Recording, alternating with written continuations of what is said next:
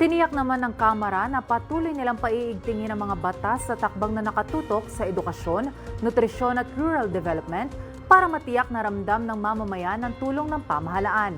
Narito po ang report.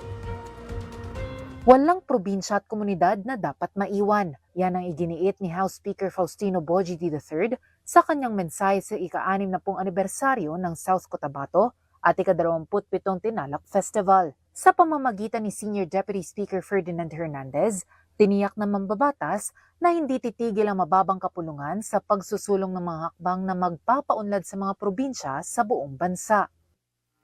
Every great community is woven together by people who choose unity over division, who choose service over self-interest, and who believe that our diversity is our greatest strength.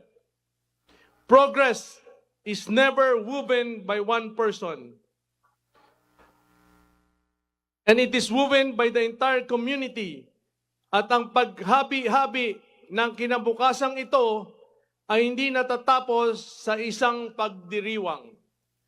Iginiit din ng lider ng Kamara ang pag-aproba sa mga panukalang magpapalawak pa sa oportunidad para sa bawat batang Pilipino at pagbibigay ng mas magandang kinabukasan sa bawat pamilya bago nagtapos ang unang regular session ng 20th Congress. Kabilang na ang pagpapalawak ng government assistance to students and teachers in private education program, pagpapalakas ng Last Mile Schools program at ang National Nutrition Program.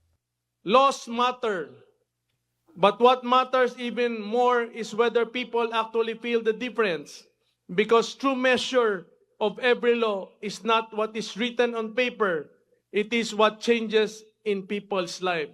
Sa muling pagbubukas ng ikalawang regular session ng Kongreso, ipinapangako rin ni Speaker D na patuloy nilang pakikinggan ang hinaing ng bawat lokal na pamahalaan at mamamayan at nang matiyak na ang bawat batas na kanilang ipinapasa ay tumutugon sa tunay na pangangailangan ng bawat Pilipino. Ako po si Sofia Potenciano.